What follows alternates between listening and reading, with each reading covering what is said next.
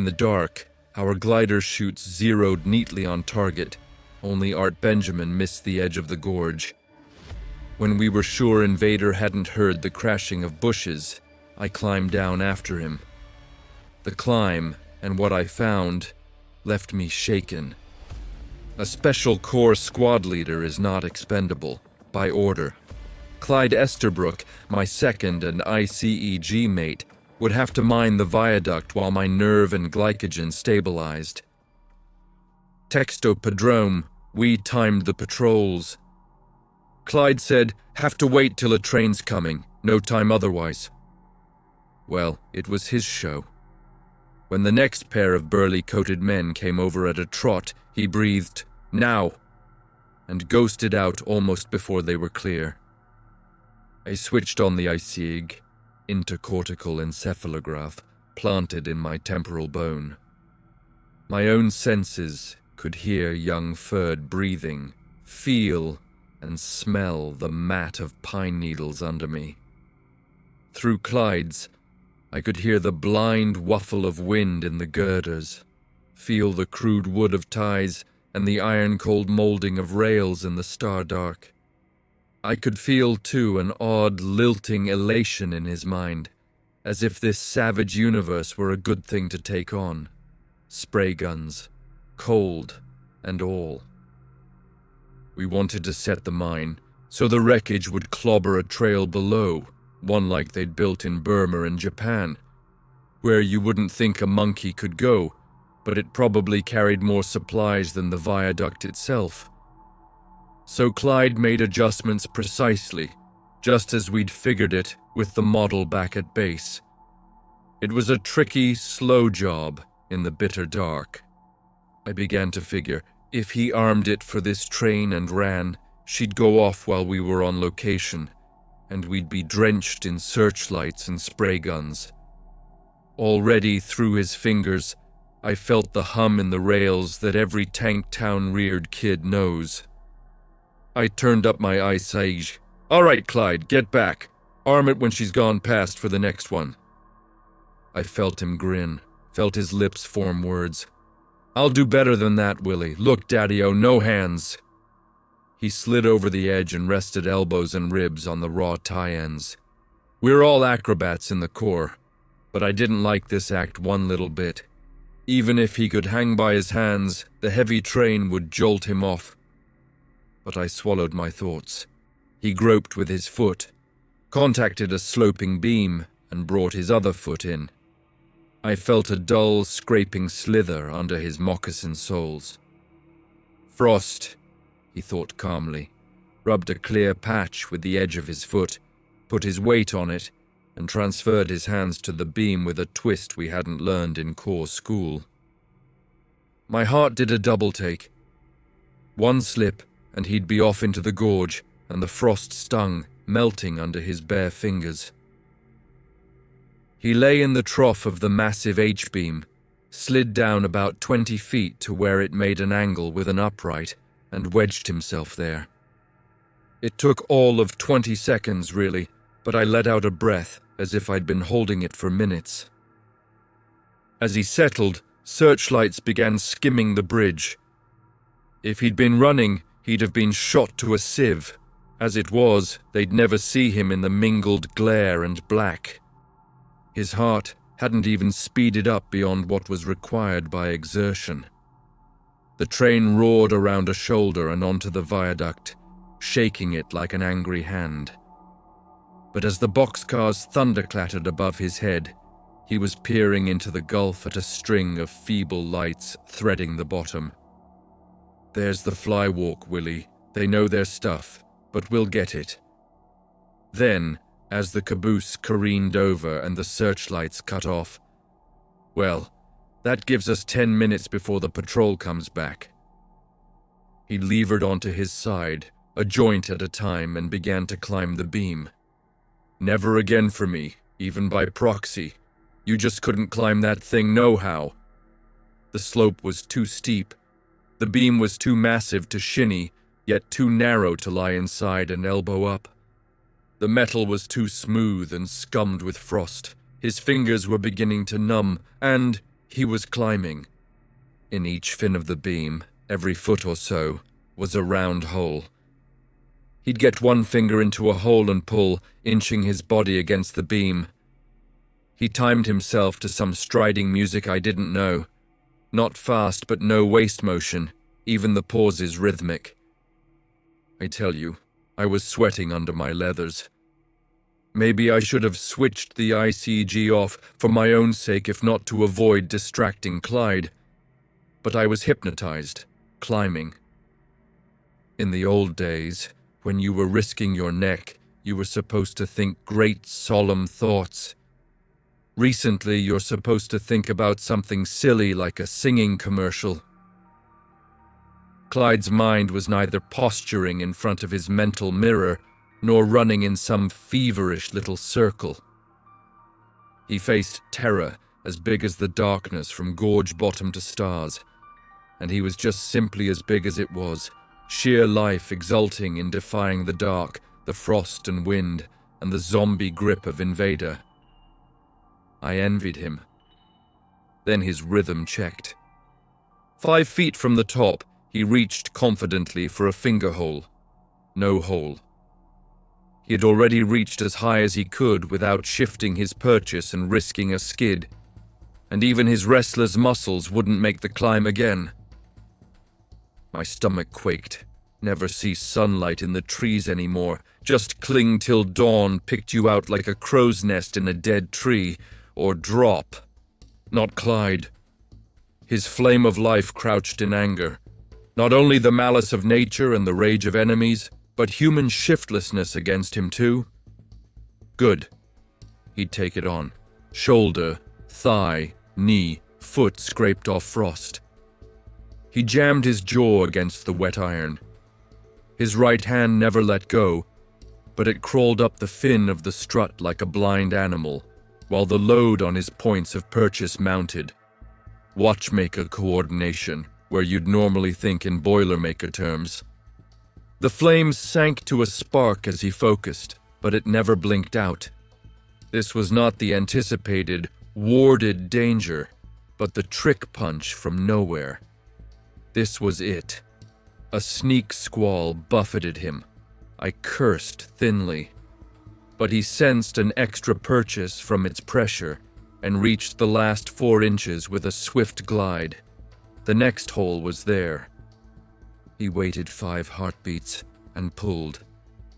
He began at the muscular disadvantage of aligned joints. He had to make it the first time. If you can't do it with $1, you won't do it with the change. But as elbow and shoulder bent, the flame soared again.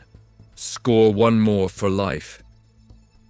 A minute later, he hooked his arm over the butt of a tie, his chin, his other arm, and hung a moment.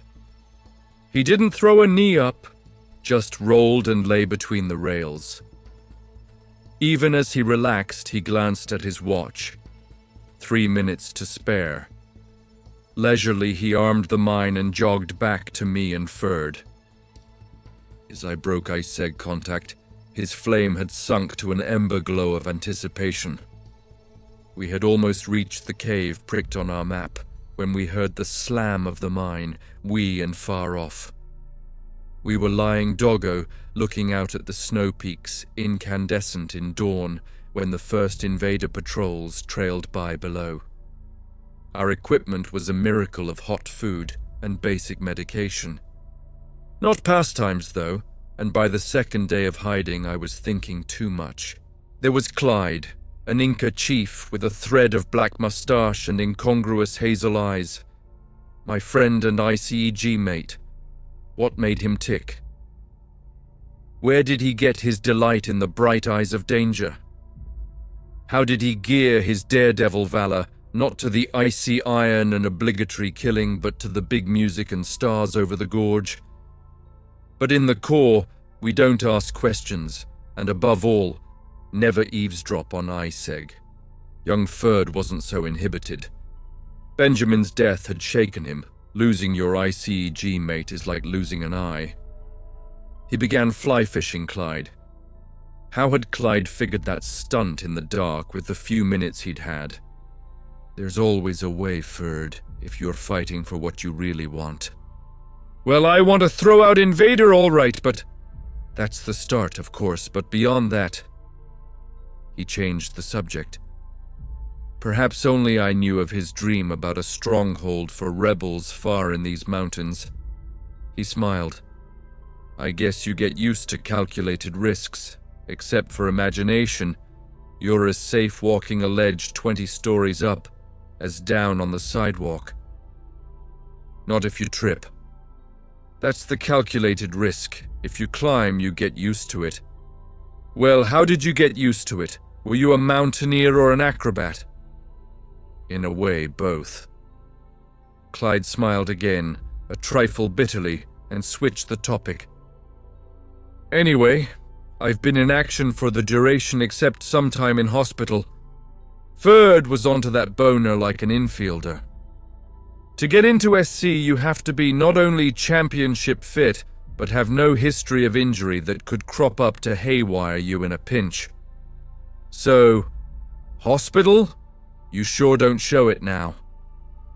Clyde was certainly below par. To cover his slip, he backed into a bigger, if less obvious one. Oh, I was in that Operation Armada at Golden Gate. Had to be patched up. He must have figured. Ferd had been a kid then, and I hadn't been too old. Odds were we'd recall the episode, and no more. Unfortunately, I'd been a ham operator, and I'd been in the corps that beamed those fire ships onto the Invader supply fleet in the dense fog. The whole episode was burned into my brain.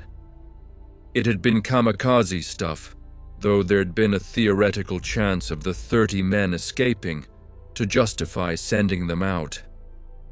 Actually, one escape boat did get back with 3 men. I'd learned about those men out of morbid, conscience-scalded curiosity. Their leader was Edwin Scott, a medical student. At the very start, he'd been shot through the lower spine, so his companions put him in the escape boat while they clinched their prey. But as the escape boat sheared off, the blast of enemy fire killed 3 and disabled 2. Scott must have been some boy.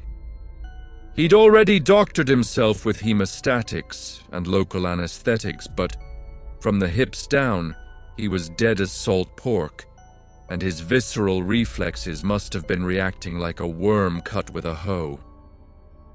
Yet somehow, he doctored the 2 others and got that boat home.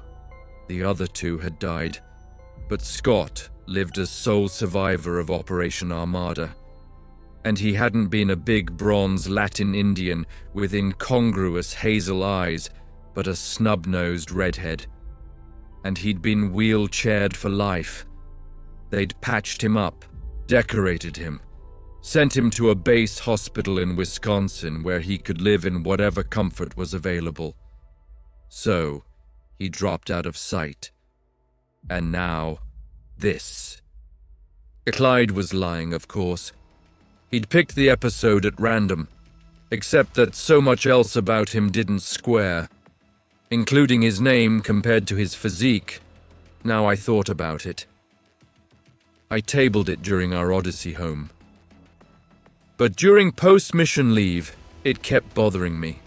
I checked and came up with what I'd already known. Scott had been sole survivor, and the others were certified dead. But about Scott, I got a runaround. He'd apparently vanished. Oh, they'd check for me, but that could take years, which didn't lull my curiosity any. Into Clyde's past, I was sworn not to pry. We were training for our next assignment when word came through of the surrender at Kelowna. It was a flare of sunlight through a black sky. The end was suddenly close. Clyde and I were in Victoria, British Columbia.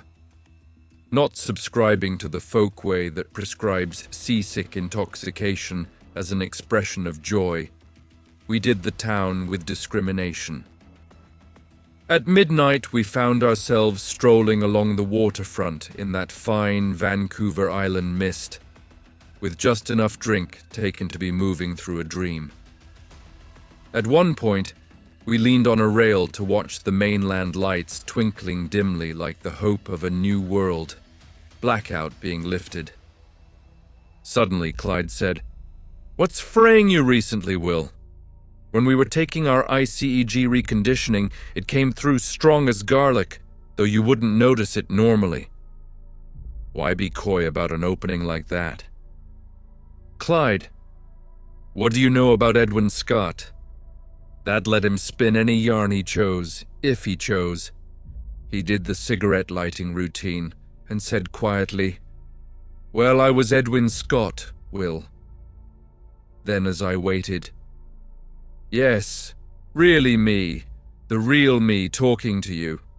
This," he held out a powerful coppery hand, "once belonged to a man called Marco de Sanhao. You've heard of transplanting limbs?" I had. But this man was no transplant job, and if a spinal cord is cut, transplanting legs from Ipolovsky, the primo ballerino, is worthless. I said, "What about it?" "I was the first successful brain transplant in man." For a moment it queered me, but only a moment. Hell, you read in fairy tales and fantasy magazines about one man's mind in another man's body, and it's marvelous, not horrible. But, by curiosity, I know a bit about such things. A big surgery journal, back in the 40s, had published a visionary article on grafting a whole limb, with colored plates as if for a real procedure. Then they'd developed techniques for acclimating a graft to the host's serum, so it would not react as a foreign body. First, they'd transplanted hunks of ear and such. Then in the 60s, fingers, feet, and whole arms, in fact. But a brain is another story. A cut nerve can grow together. Every fiber has an insulating sheath which survives the cut and guides growing stumps back to their stations. In the brain and spinal cord, no sheaths. Growing fibers have about the chance of restoring contact that you'd have of traversing the Amazon jungle on foot without a map. I said so. "I know," he said. "I learned all I could, and as near as I can put it, it's like this. When you cut your finger, it can heal in two ways. Usually it bleeds, scabs, and skin grows under the scab, taking a week or so. But if you align the edges exactly at once, they may join almost immediately, healing by first intent. Likewise in the brain, if they line up cut nerve fibers before the cut-off bit degenerates, it'll join up with the stump. So, take a serum-conditioned brain and fit it to the stem of another brain so that the big fiber bundles are properly fitted together, fast enough, and you can get better than 90% recovery." "Sure," I said, parading my own knowledge. "But what about injury to the masses of nerve cells? And you'd have to shear off the nerves growing out of the brain. There's always a way, Willie. There's a place in the brainstem called the isthmus, no cell masses, just bundles of fibers running up and down. Almost all the nerves come off below that point, and the few that don't can be spliced together, except the smell nerves and optic nerve. Ever notice I can't smell, Willie? And they transplanted my eyes with the brain. Biggest trick of the whole job." It figured. But I'd still hate to go through with it. What could I lose? Some paraplegics seem to live a fuller life than ever. Me, I was going mad. And I'd seen the dogs this research team at my hospital was working on. Old dogs' brains in whelps' bodies, spry as natural. Then came the chance. Da Sanhao was a Brazilian wrestler stranded here by the war. Not his war, he said, but he did have the decency to volunteer as medical orderly.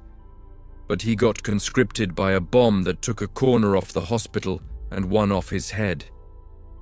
They got him into chemical stasis quicker than it had ever been done before, but he was dead as a human being. No brain worth salvaging above the isthmus. So the big guns at the hospital saw a chance to try their game on human material, superb body, and lower nervous system in ideal condition, waiting for a brain. Only whose? Naturally, some big shots near the end of his rope and willing to gamble. But I decided it would be a forgotten little shot, name of Edwin Scott. I already knew the surgeons from being a guinea pig on ICEG. Of course, when I sounded them out, they gave me a kindly brush-off. The matter was out of their hands. However, I knew whose hands it was in. And I waited for my chance, a big job that needed somebody expendable. Then I'd make a deal, writing my own ticket, because they'd figure I'd never collect. Did you hear about Operation Seed Corn? That was the underground railway that ran thousands of farmers out of occupied territory. Manpower was what finally broke Invader, improbable as it seems.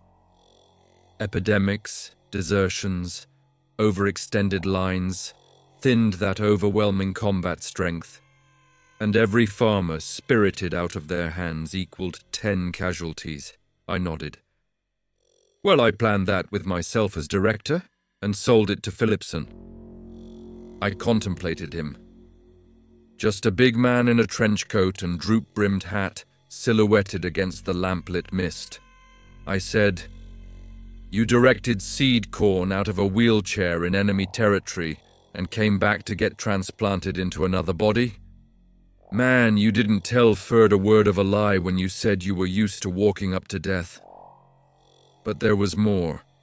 Besides that dour Scots fortitude, where did he come by that high-hearted valor? He shrugged. You do what you can with what you've got. Those weren't the big adventures I was thinking about when I said that. I had a team behind me in those... I could only josh. I'd sure like to hear the caparoo then. He towed out his cigarette. You're the only person who's equipped for it. Maybe you'd get it, Willie. How do you mean? I kept an ICEG record. Not that I knew it was going to happen, just wanted proof if they gave me a deal and I pulled it off.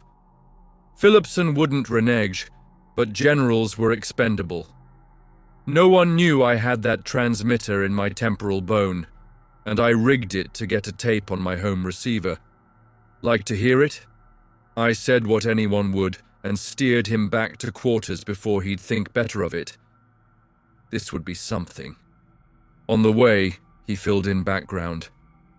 Scott had been living out of hospital in a small apartment, enjoying as much liberty as he could manage. He had equipment so he could stump around, and an antique car specially equipped. He wasn't complimentary about them. Orthopedic products had to be unreliable, hard to service, unsightly, intricate, and uncomfortable. If they also squeaked and cut your clothes, fine. Having to plan every move with an eye on weather and a dozen other factors, he developed in uncanny foresight. Yet, he had to improvise at a moment's notice. With life a continuous high-wire act, he trained every surviving fiber to precision, dexterity, and tenacity. Finally, he avoided help. Not pride, self-preservation. The compulsively helpful have rarely the wit to ask before rushing in to knock you on your face. So he learned to bide his time till the horizon was clear of beaming simpletons. Also, he found an interest in how far he could go. These qualities, and the time he had for thinking, begot seed corn. When he had it convincing, he applied to see General Philipson, head of regional intelligence, a man with both insight and authority to make the deal, but also as tough as his post demanded. Scott got an appointment 2 weeks ahead, then put it early in April, which decreased the weather hazard, a major consideration in even a trip to the supermarket. What was Scott's grim consternation then, when he woke on D-Day to find his windows plastered with snow under a driving wind. Not mentioned in last night's forecast, of course. He could concoct a plausible excuse for postponement, which Phillipson was just the man to see through, or call help to get him to HQ and have Phillipson bark, "Man, you can't even make it across town on your own power because of a little snow." No, come hell or blizzard, he'd have to go solo. Besides, when he faced the inevitable unexpected behind invader lines, he couldn't afford a precedent of having flinched now. He dressed and breakfasted with all the petty foresights that can mean the shaving of clearance in a tight squeeze, and got off with all the margin of time he could muster. In the apartment court, he had a parking space by the basement exit, and, for a wonder, no freewheeling nincompoop had done him out of it last night. Even so, getting to the car door illustrated the ordeal ahead. The snow was the damp, heavy stuff that packs and glares. The streets were nasty, but he had the advantage of having learned restraint and foresight. HQ had been the post office, a ponderous red stone building filling a whole block. He had scouted it thoroughly in advance, outside and in, and scheduled his route to the general's office, allowing for minor hazards. Now, he had half an hour extra for the unscheduled major hazard. But on arriving, he could hardly believe his luck. No car was yet parked in front of the building, and the walk was scraped clean and salted to kill the still-falling flakes. No problems. He parked and began to unload himself quickly, to forestall the elderly MP who hurried towards him. But as Scott prepared to thank him off, the man said, "Sorry, Mac. No one can park there this morning." Scott felt the chill of nemesis. Knowing it was useless, he protested his identity and mission. "Sorry, Major, but you'll have to park around back. They're bringing in the big computer. General himself can't park here. Them's orders." He could ask the sergeant to park the car.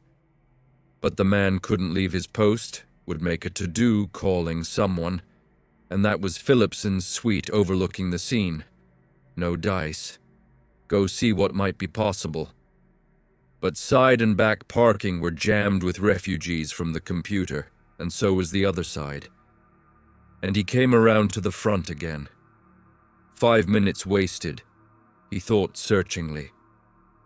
He could drive to a taxi lot, park there, and be driven back by taxi, disembark on the clean walk, and there you were. Of course, he could hear Phillipson's, "Thought you drove your own car, huh?" and his own damaging excuses. But even out yonder, you'd cut corners in emergency. It was all such a comfortable out, he relaxed. And relaxing saw his alternative. He was driving around the block again and noted the back entrance. This was not ground level because of the slope of ground. It faced a broad landing, reached by a double flight of steps. These began on each side at right angles to the building and then turned up to the landing along the face of the wall. Normally, they were negotiable, but now, even had he found parking near them, he hadn't the chance of the celluloid cat in hell of even crossing the 10 feet of uncleaned sidewalk. You might as well climb an 80-degree, 50-foot wall of rotten ice. But there was always a way, and he saw it. The unpassable walk itself was an avenue of approach. He swung his car onto it at the corner and drove along it to the steps to park in the angle between steps and wall, and discovered a new shutout. He'd expected the steps to be a mean job in the raw wind that favored this face of the building. But a wartime janitor had swept them sketchily only down the middle, far from the balustrades he must use. By the balustrades, early feet had packed a semi-ice far more treacherous than the untouched snow, and the 2 bottom steps curved out beyond the balustrade. So, A sufficiently reckless alpinist might essay a cliff in a sleet storm and gale, but he couldn't even try if it began with an overhang. Still time for the taxi. And so, again Scott saw the way that was always there. Set the car so he could use its hood to heft up those first steps. Suddenly, his thinking metamorphosed. He faced not a miserable, unwarranted, forlorn hope, but the universe as it was. Titanic pressure suit against the hurricanes of Jupiter, and against a gutter freshet, life was always outclassed and always fought back. Proportions didn't matter, only mood. He switched on his ICEG to record what might happen. I auditioned it, but I can't disentangle it from what he told me. For example, in his words, multiply distances by 5, heights by 10, and slickness by 20. And in the playback, 30 chin-high ledges loaded with soft lard and only finger holds and toe holds. And you did it on stilts that began, not at your heels, at your hips. Add the hazard of helpful Hosea. Here, let me give you a hand, Mac, grabbing the key arm and crashing down the precipice on top of you. Switching on the ICG took his mind back to the snug apartment where its receiver stood, the armchair, books, desk of diverting work. It looked awful good, but life fought back, and always it found a way. He shucked his windbreaker because it would be more encumbrance than help in the showdown. He checked shoelaces and strapped on the cleats he had made for what they were worth. He vetoed the bag of sand and salt he kept for minor difficulties. Far too slow. He got out of the car. This could be the last job he'd have to do incognito, seed corn he'd get credit for. Therefore he cherished it, triumph for its own sake. Alternatively, he'd end at the bottom in a burlesque clutter of chrome alum splints and sticks, with maybe a broken bone to clinch the decision. For some men, death is literally more tolerable than defeat in humiliation. 18 shallow steps to the turn, 12 to the top.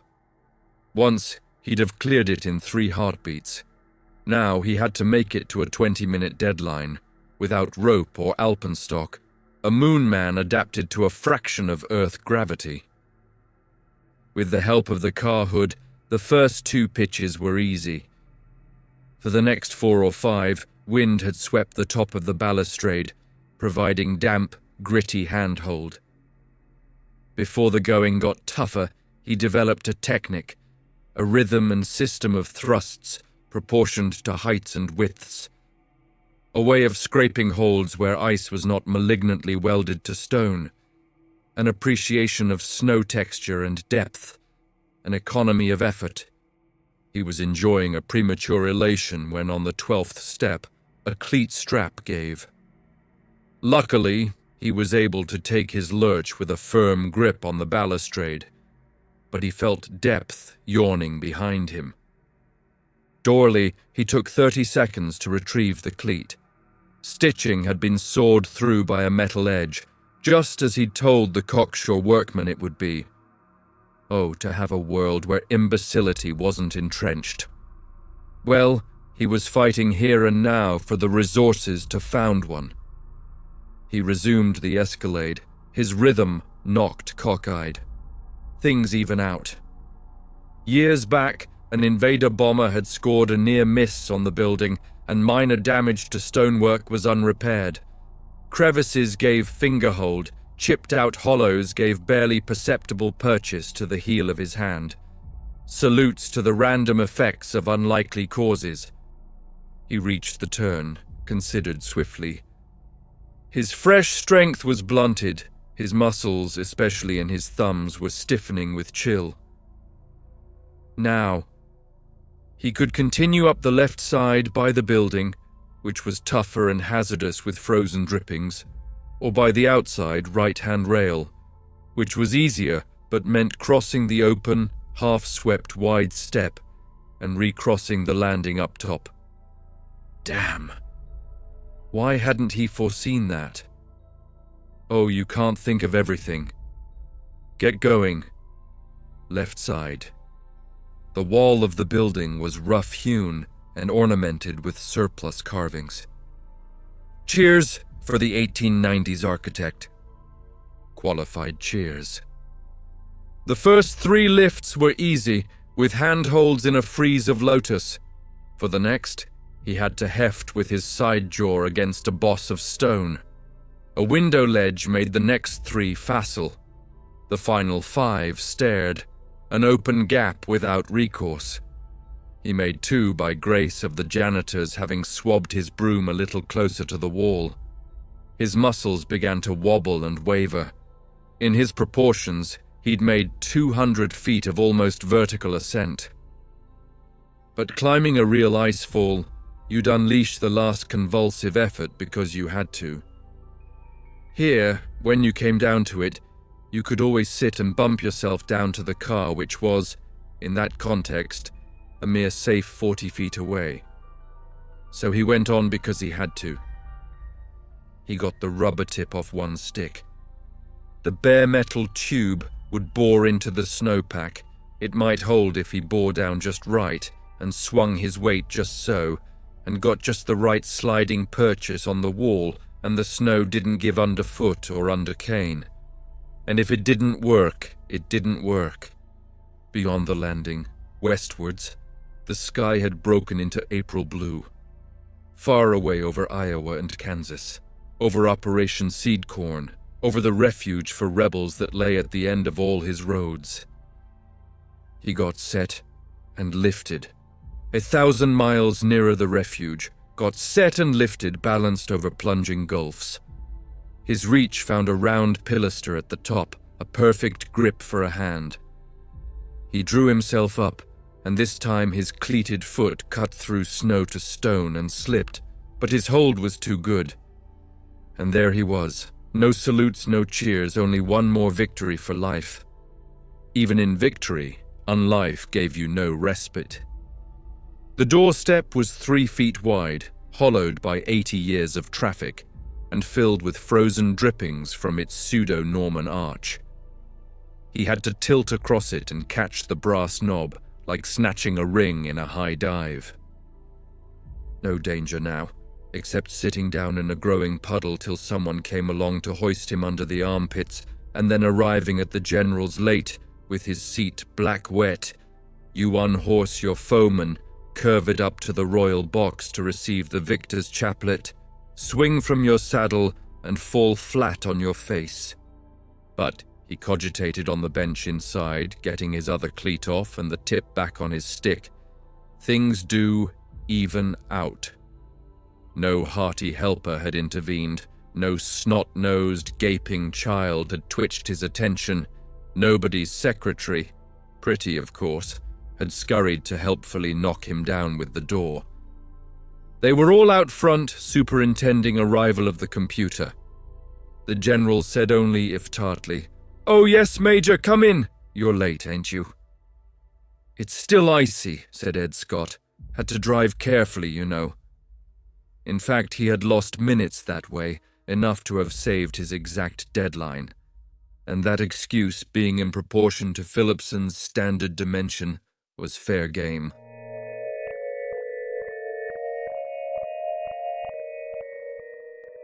I wondered what dimension Clyde would go on to, now that the challenge of war was past. To his rebels, refuge at last maybe. Does it matter? Whatever it is, life will be outclassed, and Scott Esterbrook's brand of life will fight back. That's it, folks. If you enjoyed this journey into the world of English, please subscribe to English Tale Box for more captivating narratives and language insights. We'd love to hear your thoughts in the comments below. And don't forget to share this video with anyone who loves a good story or is learning English. Thank you for watching.